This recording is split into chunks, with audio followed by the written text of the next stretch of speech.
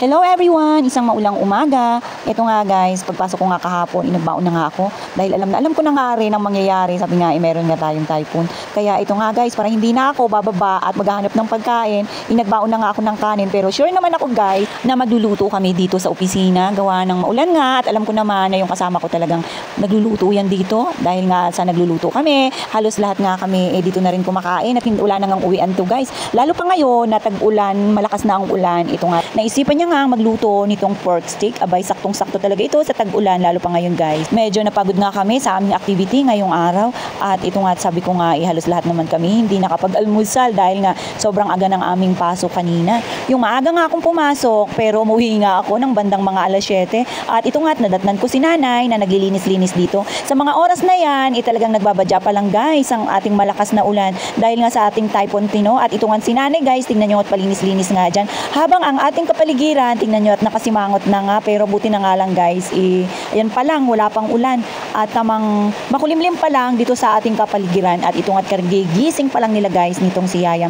At itong si Yayam guys, tingnan nyo, halatang halata na kagigising pa lang, pero ganyan lang talaga yan yung kanyang attire dahil nga guys, hindi naman talaga yan siya lamigin.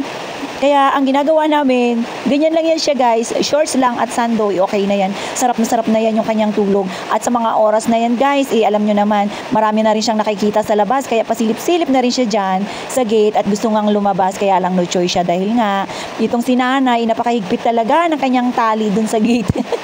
Sabi ko nga guys, mag-walking muna sila habang nandito nga ako sa loob ng bahay. Umuwi nga lang ako saglit guys dahil nga may nakalimutan nga ako na dadalhin doon sa aming opisina. At ito namang si Yayam, hindi naman talaga mapalagay. O tingnan nyo nga, at yan nga, medyo relax na yan sila ni nanay. Kasi nga ako guys, kanina imaga nga akong gumising at naglinis na rin ako sa loob ng bahay. At ito naman, sakto naman na wala na rin silang gagawin ngayon. Kaya tamang linis-linis na lang, tulis-tulis na lang si nanay dito. At ito nga guys, nung nandito nga tayo sa opisina, yan, buong magdamag talaga na umulan. Pero thankful pa rin tayo at pinagpipray natin na maging safe nga ang lahat dahil nga sa ibang lugar nga guys, talagang baha na nga at sa lakas ba naman ng hangin ay talaga naman.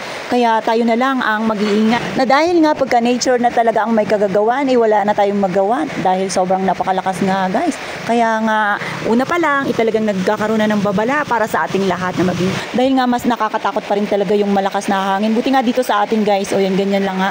At sa mga oras na ito guys, ipauwi na nga kami. Kaya ayan, thankful tayo at maganda nga ang daan at nakauwi tayo ng safe guys. At mapapa-thank you Lord ka talaga at hindi niya nga tayo pinababayaan. Ito nga, pagdating ko nga dito sa bahay guys, ayan na lang, tamang ambun-ambun na lang nga. At ito, kala nyo, walang tao dito sa amin dahil nga sa loob ng bahay ang lahat. At ito nga sila nanay. Mukhang himbing pa nga sa pagtulog at ayan, tumawag nga lang ako dahil alam ko guys na hindi na naman tayo maririnig niyan. At ito nga guys, pasensyahan nyo na yung aking voice over dahil nga ang ating background is umuulan pa.